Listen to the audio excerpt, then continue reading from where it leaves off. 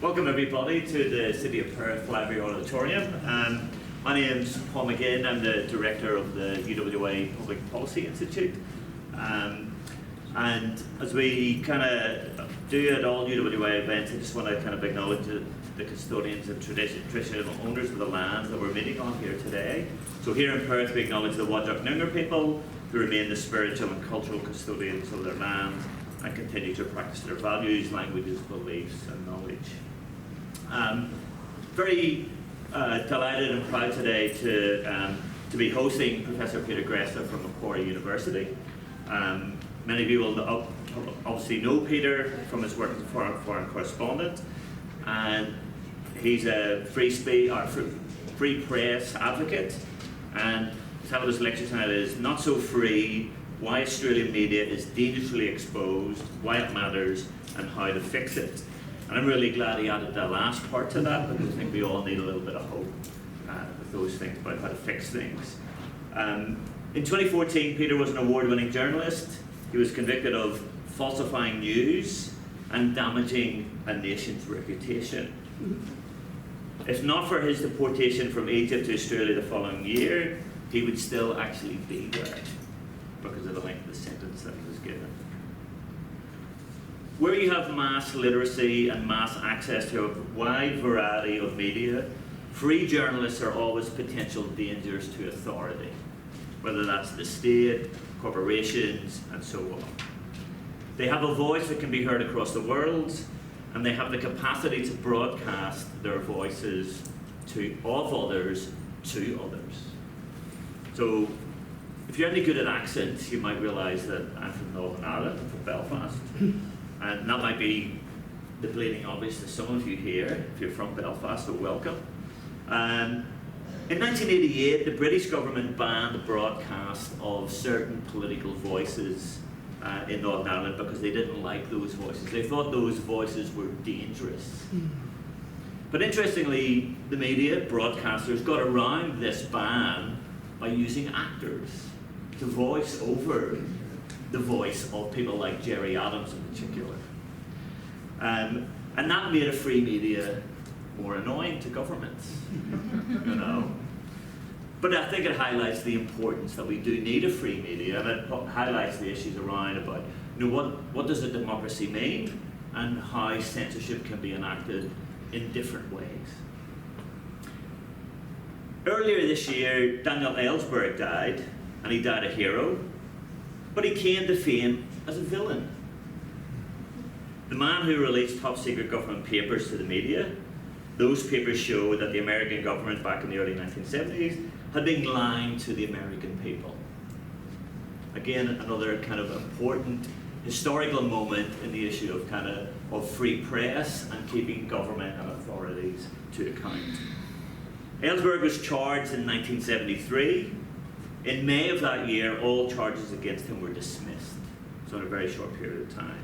And I think Peter might highlight some of this stuff, some similar kind of experiences, more contemporary experiences in his discussion. In the opinion of all sorts of people, he had performed a public service. In 2018, Bernard Collery, an Australian whistleblower, was charged with sharing information with the ABC about serious wrongdoing. And I'm probably being a bit polite in actually using those words, on the part of the Australian government in its dealings with Timor-Leste. This case was discontinued in 2022. Perhaps it had served its purpose. Who wanted to be put through what Collery had been put through? And you know, I think we all know kind of the experience that Peter had during his time in Egypt. If you see wrongdoing by governments or by anybody with great political and economic power, perhaps it's wisest to shut up. Maybe it isn't.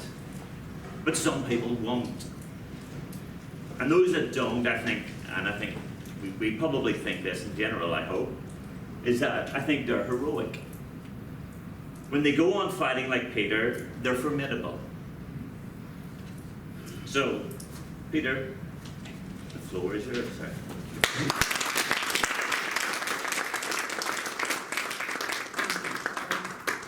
I'm not sure. Do I need this? Can everyone hear me without about this. I'm routinely described as soft-spoken, so if anyone can't let me know, I'll use this, but I think I'll work it out up to time being. Before we start the talk proper, I want to just draw attention to an issue that I'm sure everyone here is aware of, and that's the ongoing crisis, the ongoing war between Israel and Hamas in the Gaza Strip. An organisation called the Committee for the Protection of Journalists has been doing an account that routinely tracks the numbers of journalists who are imprisoned and who've been killed. In Gaza to date, they've counted 36 journalists or media workers who've died on the job since the Hamas attacks on October 7th. 36. That is an extraordinary number. Most of those have been Palestinians, not all of them. They've been working in the Gaza Strip. A lot of them have been collateral damage, along with the fact that many thousands of Palestinians have also been killed.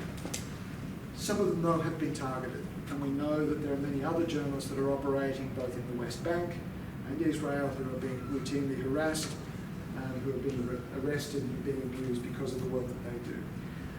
This is important because, particularly in a situation like Gaza, in the Ukraine, we badly need good journalists, good journalism who are working to standards of integrity.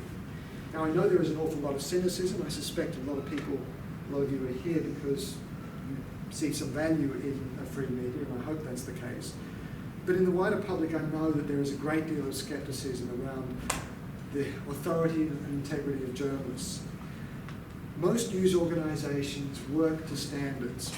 Most responsible, respectable news organisations have reputations that are valuable to them and they are determined to protect it. Journalism is an imperfect human business. Journalists will get it wrong. Journalists are as vulnerable to biases as anybody else. But journalism as a process, and I'm going to talk about this a little bit later, as a process establishes a system for gathering and organising and presenting information according to a set of standards that helps weed out a lot of the flaws that we see so routinely in social media. And so I urge all of you to both remember and understand and respect the work that journalists do, and before you make a judgment, you base it on the kinds of stories that you're watching and reading in respectable mainstream news organisations.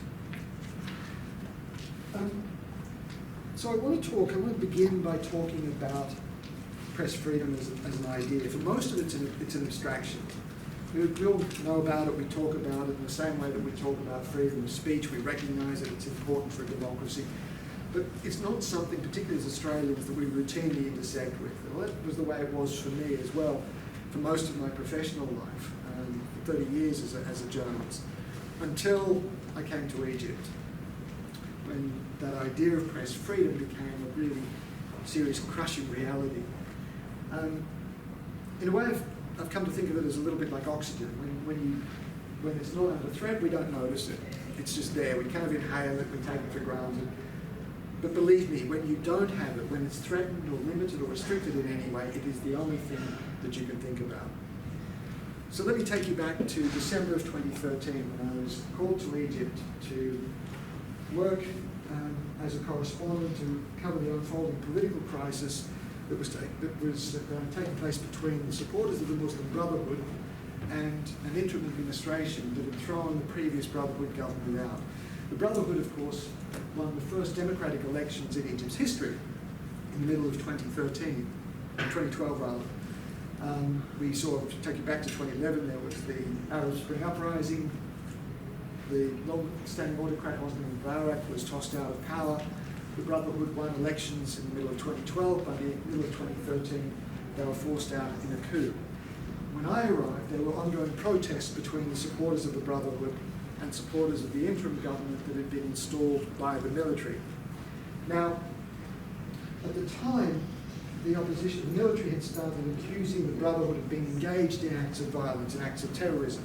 But the Brotherhood hadn't been formally banned at that point, and so I was doing what any responsible journalist would. We were talking to the government would announce some changes, say, to the Constitution. We'd pick up the phone and call the opposition. Classic model of democracy, the party that was last in power. That was the Brotherhood. They were indisputably the single most significant political force in the country, and so as a journalist I had an obligation to speak to them. Well, Paul, in listing the charges that we were accused of, rather generously neglected to mention the fact that I was also charged with terrorism offences. What had happened was, on the night of December 28th, I was about to go out for dinner with a friend of mine. There was a knock on the door. I didn't think a great deal about it. Usually when there was a knock on the door, usually if anyone had a message for me, then it was the telephone. I cracked open the door and it was pushed open as if there was a powerful spring behind it. And the room was raided by about 8 or 10 guys. I was marched off, placed under arrest, in handcuffs, and sent down to the police cells. It was a few days later that I learned the charges. We'd been accused of aiding and abetting a terrorist organisation, of being members of a terrorist organisation, of financing terrorism, and as Paul said, yes, of broadcasting false news with intent to undermine national security. When you think about it, those charges were about as serious as you could possibly get, short of literally pulling the pin on a grenade and rolling it into the middle of a crowded room like this one. What had happened was, when I started to think about these charges, I struggled for a long time to understand how we'd gotten to this position. And the more I started to think about it, the more I realised that what had happened to us was a consequence of a narrative that had taken hold across the world in the wake of 9/11. Let's go back to 9/11, when George W. Bush, in a special joint session of Congress, stood up and he said, in this war on terror, you're either with us or you're with the terrorists. Now, at the time, that seemed to make a lot of sense. It was hard to disagree with Bush, particularly given the emotions that were swirling around at the time. But in retrospect, what I realised was that Bush had created a binary. He created a situation where you were either on one side or the other. And then if you did what we were supposed to do as journalists and interrogate all of the parties involved, then by definition you were committing an act of treason. That it was impossible to take that neutral line that journalists are supposed to take. What we saw out of 9/11 was that binary idea that you're either on one side or the other, and we also saw a narrative around national security that gave governments everywhere the license to introduce all manner of laws. Now, when I came back to Australia, I started looking at this and thinking about it. And I realised that in a lot of ways, Australia was vulnerable to the same political pressures as Egypt. But what we saw was the government using national security, using 9/11 and that national security imperative to introduce a whole host of laws. Now, believe it or not, we are world champions when it comes to national security legislation. World leaders. Since 9/11, we have passed, Australian governments, successive Australian governments of all stripes, have passed 92 separate pieces of national security legislation. 92. It's been so prolific that one Canadian researcher, a guy called Ken Roach, has described it as hyper-legislation. And he made that description back in 2011, when we'd only passed 50 new laws. Now, I formed an organisation called the Alliance for Journalist Freedom soon after I got out of Egypt in 2017. And in 2019, we decided to take a look at the impact of legislation and the way that it had affected journalism, public interest journalism. We published a white paper called Press Freedom and National Security in Australia. And in that white paper, we said, look, collectively, what the law has done is created an environment where a lot of the journalism that previously, in the pre-9/11 days, would have been considered as perfectly legitimate, was now criminalised. We said that journalists' data was subject to intrusive investigation. We also said that journalist sources were vulnerable to prosecution. 2 weeks later, 2 weeks after we published, we saw the Australian Federal Police raid the offices of the ABC and News Corp's journalist Annika Smethurst in Canberra. Now, you can see why, given my own experience in Egypt, the news of those raids was quite triggering for me. Because what I saw, for a start, I was actually kind of grateful to the AFP because it actually validated everything that we'd said in our white paper. But what had happened was, I also realised that we'd seen what had happened to us in Egypt was a case of where a government had taken loosely framed national security legislation and used it to come after uncomfortable journalism. Guess what we saw in the AFP raids? The way in which loosely framed national security legislation was used to come after uncomfortable reporting. Let's go back to, how many of you remember the raids? A few of you do. Okay, do you remember the detail of it? Let's just, I think it's worth revisiting. So, on the first day, they went to Annika Smethurst's home. And Annika had, what they were doing was looking for evidence of sources to a story that Annika had published earlier in the year. And the story was about the way in which there was an internal discussion within the government, particularly amongst Home Affairs and the Attorney General's office, about whether or not they should or could expand the authority of the Australian Signals Directorate. The ASD, do any of you know the ASD? Yeah, most of you do. Well, for those of you who don't, the ASD is an incredibly powerful external electronic eavesdropping agency. It's the Australian equivalent of the GCHQ in the UK, the communications headquarters, General Communications Headquarters, and the NSA in the United States. It has extraordinarily powerful facilities to hoover up electronic communications all over the world. And what the government was wanting to do, or thinking about doing, was expanding its authority so that it could actually eavesdrop on our own domestic communications. At the moment it is illegal, it's not allowed to do that. In my view, now whatever you think about the rights or wrongs of changing the ASD's policy, in my view that was an absolutely vital public debate that we needed to have, because it affects every single one of us. If we collectively decide that it is the right thing, then fine, I've got no problem with that. But the point is that it was a classified internal debate.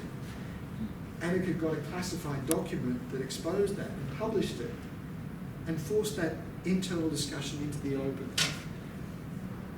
The important thing to remember here is there was nothing that Annika published that genuinely damaged national security. There was no one that was suggesting that she'd somehow compromised the security of the ASD, but she was guilty of receiving a classified document. And that in itself, simply receiving it, is an offence under Commonwealth law. The next day, the AFP went to the offices of the ABC in Sydney, and there they were looking for evidence of a source to another story that the ABC had published. This is the Afghan files.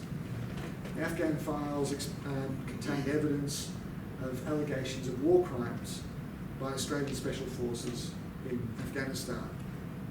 Now again, whatever you think about the behaviour of Australian soldiers, the fact is that those allegations were hugely important to every single Australian because they are acting on our behalf. And the behaviour of our soldiers is something that we need to know and understand and be aware of. We don't need the operational details, but if they are committing war crimes, I contend that this is absolutely in the public interest. Now again, the ABC didn't publish anything that compromised security, but it was guilty of receiving classified documents. The reason that I'm talking about these two stories is that they illustrate very powerfully both the importance of public interest journalism, but also the way in which national security laws have criminalised really important legitimate work. After the outrage that followed, the Attorney General and the Prosecutor General decided to drop the cases against the journalists. But here's a crucial point. Next week, we are going to see the trial, the first trial related to the Afghan files story. The first trial in Australia related to those allegations of war crimes. But guess who is going to go on trial? It's not any of the people accused of committing the crimes, it's the person that exposed the crimes, the whistleblower, the guy that sent the documents to the ABC, David Macquarie. And I think there is something fundamentally dishonest and immoral about that situation. Now, the thing is that as problematic as I think the ABC or the AFP raids were, I actually have some sympathy with the police. I'm not saying that I agree with what they did, I'm not saying they did the right thing, but in law, what happens is the police have an obligation to investigate a criminal complaint. There is no circuit breaker which allows them the opportunity to say, no, we're not going to do this because this violates, because there is a press freedom issue here that we need to consider and back away from. There's no kind of formal mechanism for that to take place. Now there are certain political opportunities to disrupt these kinds of trials or these kinds of investigations. But from the police's point of view, if they have evidence that a crime has been committed, they have an obligation to investigate that crime. And I want you to keep that in mind as we go through the rest of the discussion.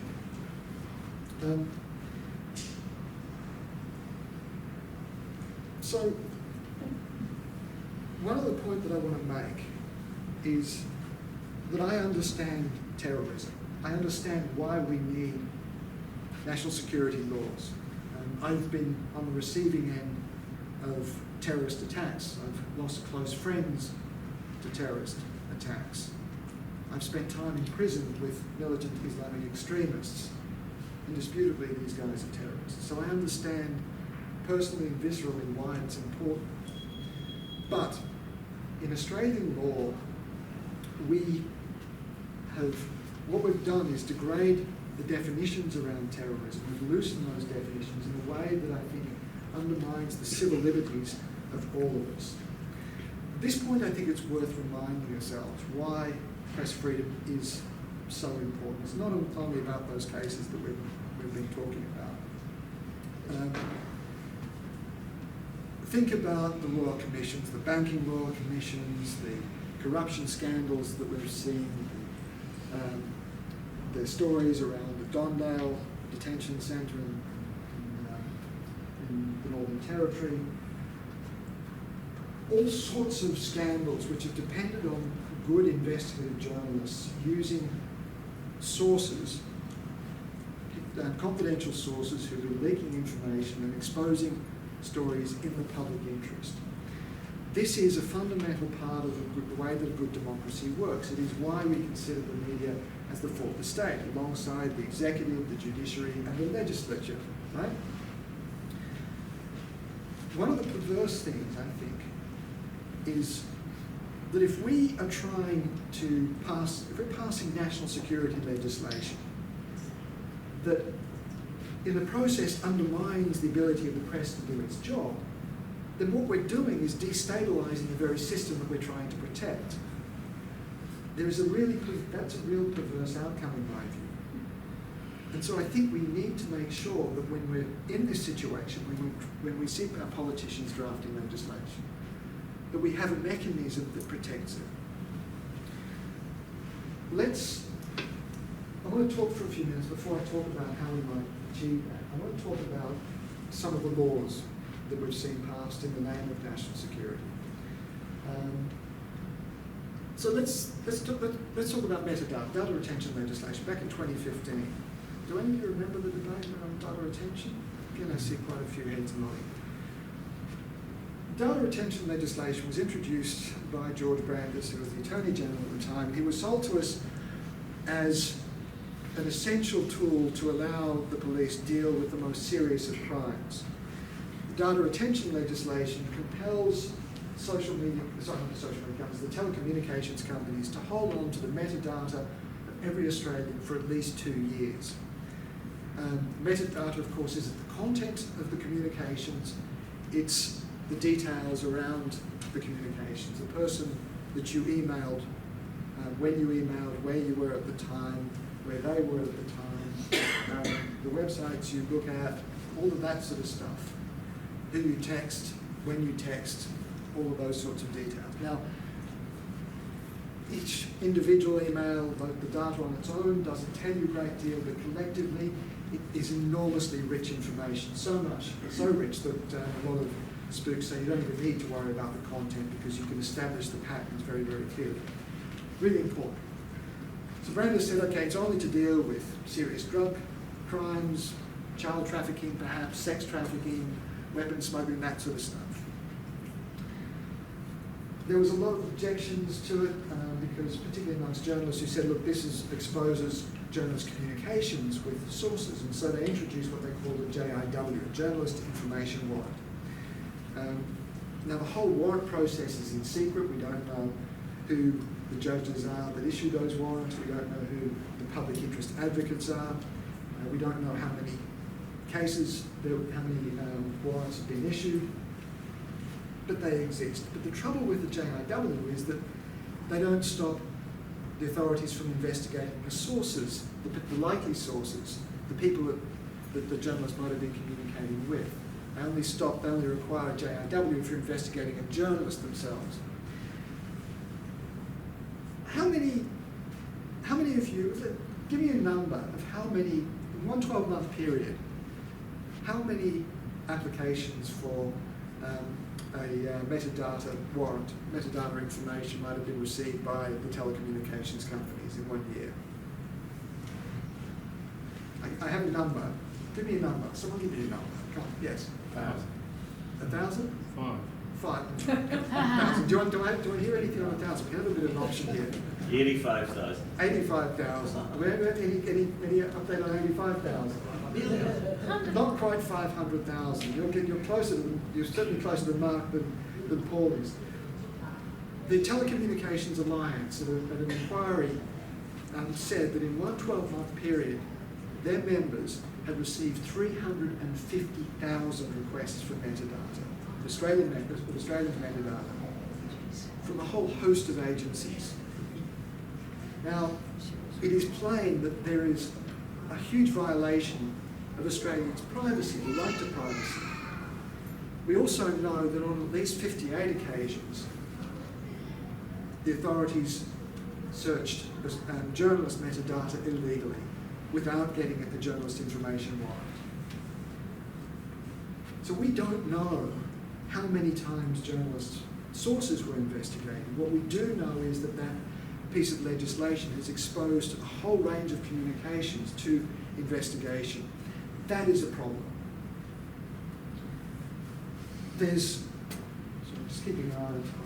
So there's a whole lot of other pieces of legislation. There's the Identify and Disrupt legislation, which gives the authorities all sorts of intrusive, with the capacity to hack into your phones and your computers, to see what's on there, to change data that's on there if need be, without you ever knowing. I know this starts to feel a bit tinfoil hatted about it, but this is what the legislation gives the authorities the power to do. The net effect of all of this is to create what the New York Times described as the world's most secretive democracy. And I don't think that's hubris. I really don't.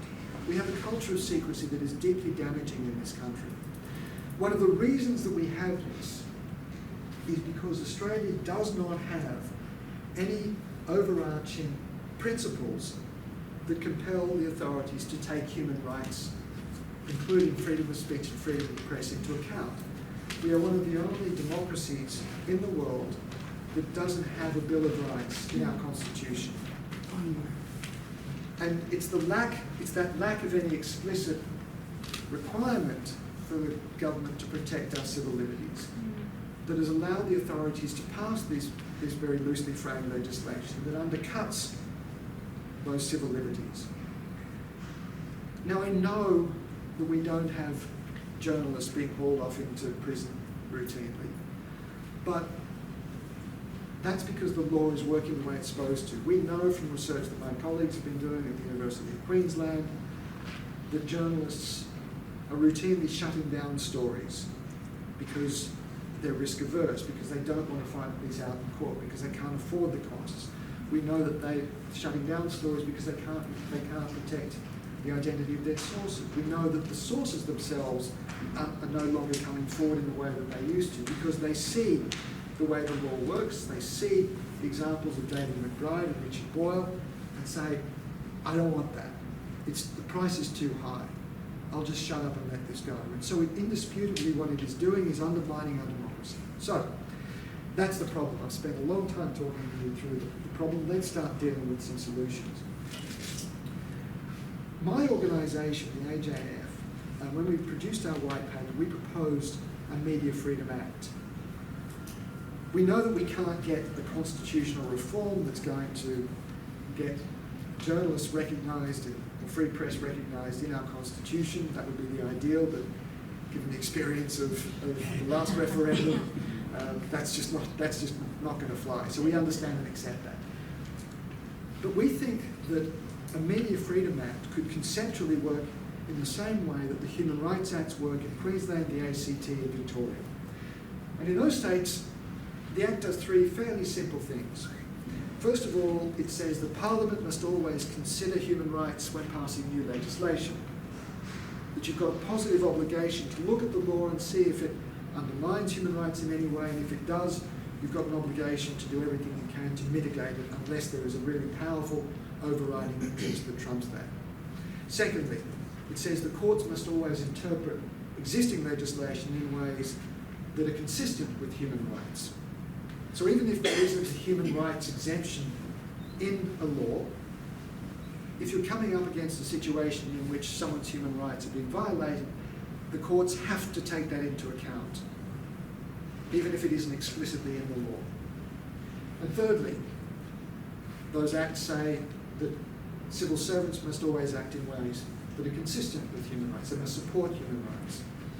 Now, if we simply take the words human rights and replace it with media freedom, then I think we're somewhere close to the kind of model that would actually work. What we are doing is not saying that journalists should have the right to publish whatever they want all of the time. What we are saying is that there needs to be a positive obligation to consider and assume that there is value in publishing unless there is a compelling public interest in overriding that presumption and in continuing an investigation or a prosecution. That presumption in favour of publishing is what is key here. Now, the problem that we always have, and I'm often asked this when I speak, I've spoken to a few parliamentary inquiries where I was asked, well, how do we define who is a journalist? How do we define who is responsible, who the law should be protecting? And for once, rather bizarrely, I found myself in furious agreement with Scott Morrison when he said after the AFP raids, well, journalists can't consider themselves to be some self-appointed elite, place themselves above the law. And I actually happen to agree with him.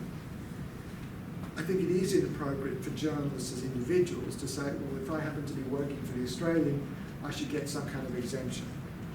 I don't think that works.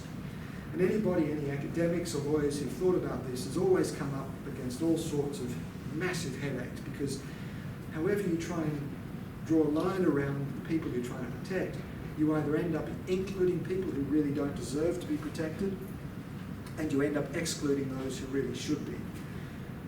So I've started doing some deep thinking about it and realised that what matters in our democracy isn't a particular class of individual. What matters is that source of information that works to a degree of works with a degree of integrity and standards and professionalism that you don't see under normal circumstances, sort of on social media. And so I've come to think that we can and we should be legally defining not who is a journalist, but journalism as a process, as an organised system for gathering, for organising and presenting information in the public interest that is accountable to a code of conduct. Now again, this is not a radical idea. It already exists in the Victorian Evidence Act, section 126K, for those of you who are really nerdy and interested in following it up. 126K of the Evidence Act says that deals with it in two ways. First of all, it starts the traditional way. It says that a journalist is someone who is in the occupation or profession of producing news and information. And we don't like that. We think that that's redundant and causes all sorts of problems. But then it goes on to say, the journalist or publisher shall be accountable, in brackets, through a complaints process, to an industry code of conduct or recognised set of standards. And that's the key. I think that if you are accountable to a code of conduct or set of standards, then chances are you are producing journalism. I don't think most comedians or bloggers are going to be meeting that standard. And if they are, well, then actually they're probably producing journalism. Now, if we took that legal definition, let me go back a step. Journalists themselves have a problem as well. Got a really serious image problem. Journalists are about as trusted as pornographers and used car salesmen. And I recognise that there is an issue. Part of the problem is self-inflicted. A lot of journalism has become really shoddy, particularly, I place a lot of responsibility on the business models, the way that that's privileged, cheap journalism and clickbait. But I also think and I'm not saying that it hasn't been, the journalists aren't responsible for the degrading of standards and a lot of shoddy work. I think that they have been responsible. But I also think that a big part of the problem is the fact that online all information looks equal. It's very difficult to distinguish really good information from really crap information. And so what we're proposing is, what we're saying is that if journalism as a profession took that definition of journalism as a process, that process definition of law, and said, okay, we will establish a professional association, a voluntary association, that anyone can join. And if they show that they know and understand the process, they understand their obligations in law, if they understand their professional obligations, and they show that they apply those routinely, and they make themselves subject to our complaints process, in the same way that accountants have a professional association, engineers, surgeons, town planners, all sorts of professions. If journalists did that, then it would have to be entirely voluntary. So it's not a barrier to entry, it is not accreditation. Anybody who is not a member is still free to publish, but what membership does is that it would allow the courts and the investigators to say, okay, if this person is a member, then we have to show why, for the purposes of our investigation, there is an overriding public interest in continuing the prosecution that trumps the public interest in publishing the story that they're working on. And we also have to show that they've in some way violated their professional standards. And so what we're doing is sticking a thumb on the scales in favour of publishing. Again, we are not saying that the journalists have always the right to publish whatever they want, but what we're saying is that the courts and the investigators have a positive obligation to make a case that the importance of the public interest in continuing an investigation trumps the public interest in publishing a story. I think if we have that kind of mechanism, a completely voluntary mechanism, we would end up with a lot of upward pressure on professional standards. Journalists would want to be a member of such an association, but partly because I think it would allow the journalists themselves to badge their work, to separate it out, to say that here is a mark of quality.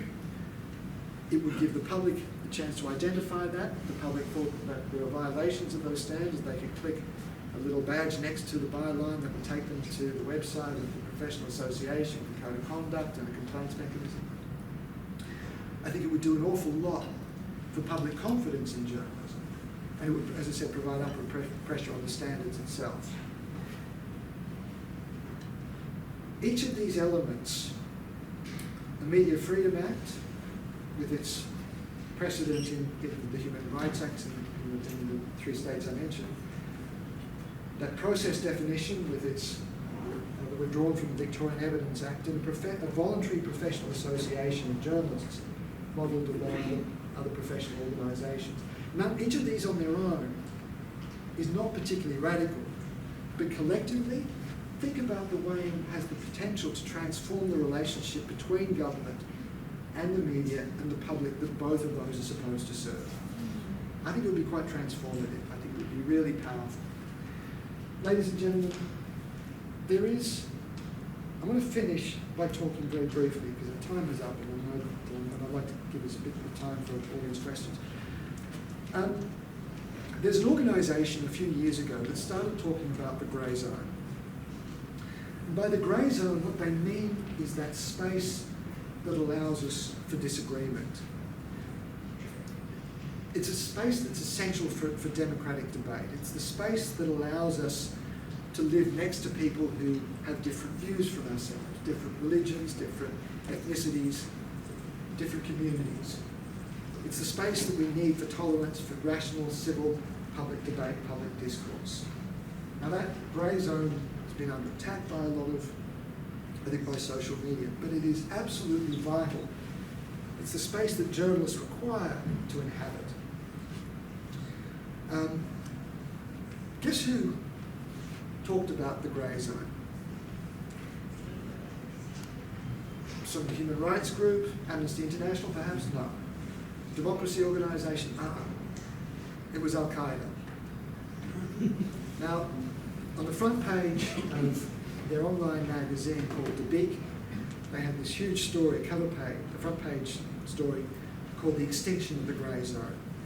Because in the eyes of the extremists, that grey zone is antithetical to everything that they want. What they wanted was a binary state, where you're either with Islamists or you're against them. They wanted to create a world where it is impossible for both communities to inhabit.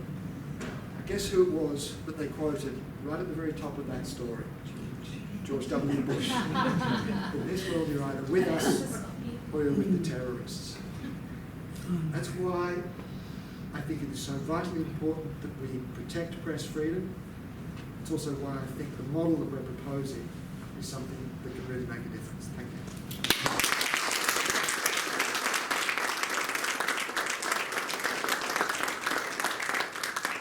Thank you, Peter, for those reflections, thoughts, and ideas on how we can kind of move forward with press freedom and so forth. So we've got about 10 minutes for questions, and I would like a question, not going off on a rant or a rage or a meander, a question so Peter can respond to it. If you can make it very short and sweet, then we can get more people in, and that'll be really helpful. So, gentleman right here. Yeah, I can tell a story, just tell us who you are. Okay. If you're happy to do that. Okay, so yes, Peter can address you, okay? My name is Steve Vermont. I don't belong to any particular organisation, but my question is about the context of the recent yes and no referendum, where there was supposedly a need to balance the reporting of information and misinformation. The ABC, I think, from what I saw, was trying very hard to balance the information and misinformation. What would your comments be on that? Yeah, this concept of balance is something that a lot of people who aren't journalists kind of routinely throw out, and journalists really struggle with it. Sometimes we tend to have balance simply because you know that you're going to get the shit kicked out of you if you actually report the truth. And we've seen this around climate change. I'll deal with climate change because I think climate change reporting is a lot easier to sort of unpack in this regard. In the early days, news organisations would put a climate scientist up and then they'd find a climate denier to balance this, to reflect the kind of the views of the public. And what's happened over time, to reflect the views in the debate, what's happened over time is that most news organisations have accepted that that's bullshit. that creates a kind of false sense of dissent within the scientific community that just isn't there. Mm-hmm. And yes, there are going to be people that are going to disagree with some of the science and the way that it's done, But if you're constantly, but those are details, and if you're constantly creating this balance to reflect some kind of debate that is really generated more by people who have a particular interest in climate denialism, then you're not serving anyone, and that's been largely thrown out. And I think that what we saw in the debate around the referendum was something fairly similar, that there was a kind of sense, and particularly for the ABC, to feel like we're going to get into real trouble unless we broadcast things that one side is saying that is patently wrong. But the trouble is, and here's where we end up with real difficulty. Let's go back to another controversial period in recent history, the COVID crisis, where Donald Trump, the President of the United States, was saying that if you take chlorine, then inject chlorine, then doxychloroquine or whatever it was, then you might be able to clear your system of COVID. Now the fact that is patently rubbish, but for journalists to silence the President of the United States is in of itself a form of political censorship. You can't not report what the guy says, and so you've got to try and somehow manage that with scientific evidence, and most news organisations did that, but that still doesn't stop people believing who were skeptics around COVID from hearing Donald Trump and saying, that's what's going on. We need to pay attention. It's a really difficult situation. We've got a question here. She raised her hand first, if you can just No, let that's her. okay. Okay. Yeah, just about when you were talking about national security legislation, there's a question of the ambiguous position of the press itself when it comes to that sort of legislation, because often at the time, politicians aren't being criticised for being too tough on national security. They're usually being criticised by the press for being too lenient. So to what extent, and here in this town, when we've had the Ben Roberts-Smith case, for example, our only newspaper was firmly in favour of a supporting Ben Roberts-Smith. So to what extent do journalists themselves have to take some responsibility for the state of their own industry when you're proposing these sorts of things? Listen, I completely agree that that's a real problem. This is also why I want the Media Freedom Act that rejects that kind of positive obligation to consider. It kind of takes that out of journalists' hands. I think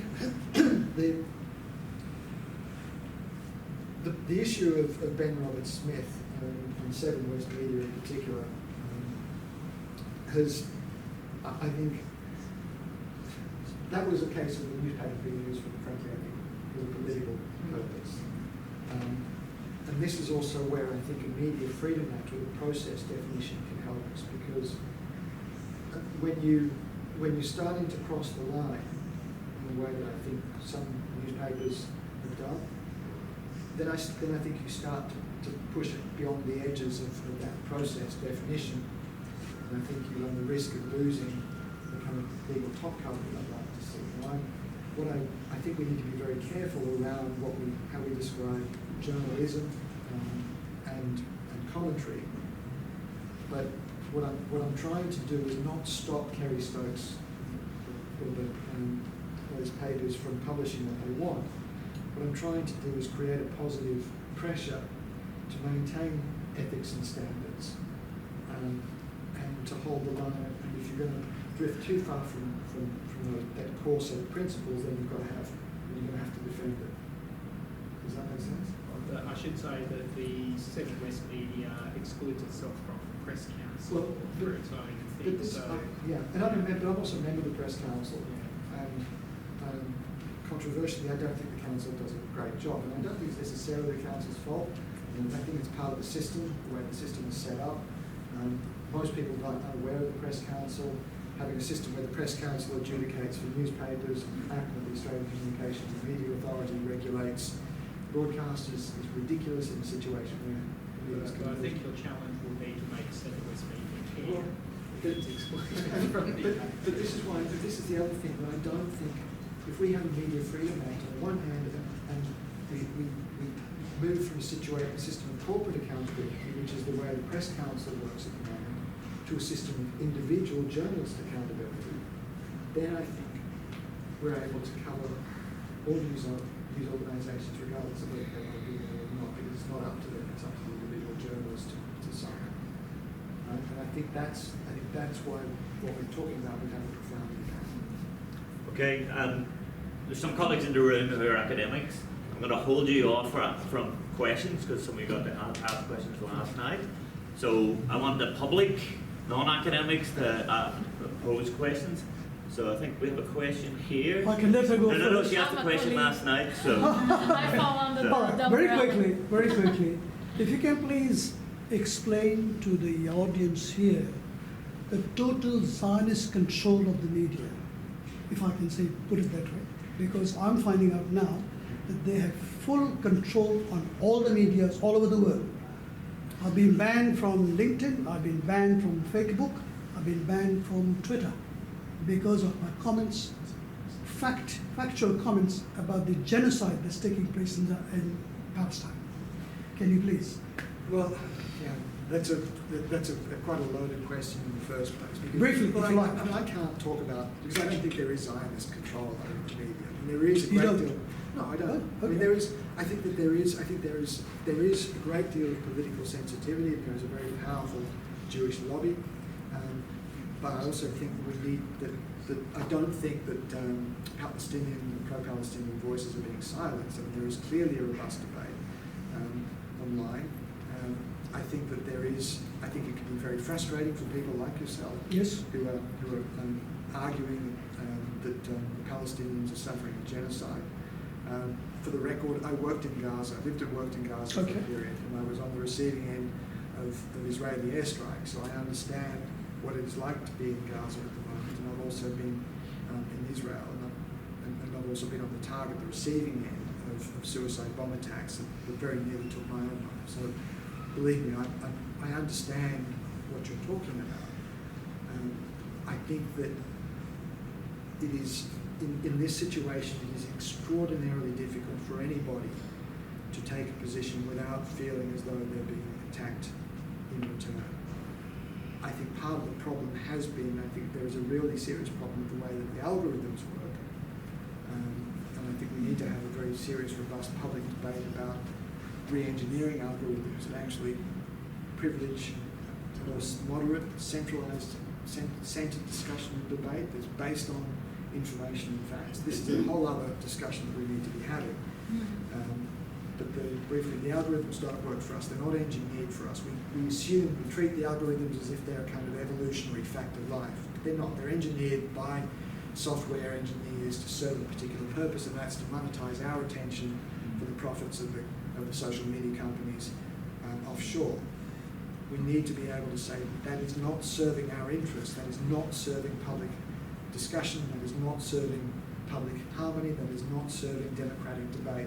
We need you to redesign your algorithms that serve us, not your business masters, and I think that's also part of the problem. Okay, so time for one more question from a member of the public. This lady here had her hand up first, so. I was just curious about the forces that brought these human rights acts into just 3 states. And I'm assuming that your Media Act has to be a national one. So what were the forces that resulted in these 3? It's a good question. I don't really know, to be honest. I was outside of the country when those acts were passed. But I think they do provide us a useful model, and there's no reason that we're aware of why we couldn't take that approach at the Commonwealth level. There's no reason why, as far as I'm aware, that you couldn't do the same, by the way, with Human Rights Act at the Commonwealth level, except that the reason that we haven't been able to introduce it is the moment that you try and introduce protections for freedom of speech, for example, is the moment that you end up with all sorts of really damaging culture wars around freedom of religion, how that applies to schools, hate speech, racial speech, and so on. And so, rather than, and personally, I'd love to see a Bill of Rights in our own constitution or a Human Rights Act at the Commonwealth level. But we are being realistic. Politically, it's just not going to happen. So we're biting off the chunk that I think we can chew. I think this is manageable, particularly if we say to politicians, if you pass a Media Freedom Act, we will establish a more effective system of industry self-regulation that provides upward pressure on ethics and standards. And if we go to our journalists and say, listen, if you join this association, we'll be able to get through a Media Freedom Act that will give you top cover, then we're giving something that both sides have incentives to be involved with. And I think there is a chance that we could get something like this through. Okay, look, I'm going to wrap it up because we've actually run over time slightly. We had the room until 5 o'clock, and I know the library is conscious of things. So sorry I couldn't get to your questions. But I just want to thank Peter again for coming over to the class.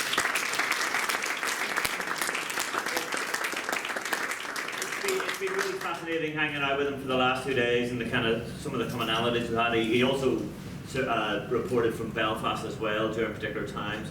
And in Afghanistan and so forth. So I think his experience on looking at this as a reporter and as a journalist and a foreign correspondent, gives us that kind of, a view from the inside of the complexities of, very kind of, precious issues at the moment that are going around the world. So I'm really glad that you came over, Peter, and it's been great over the last couple of days.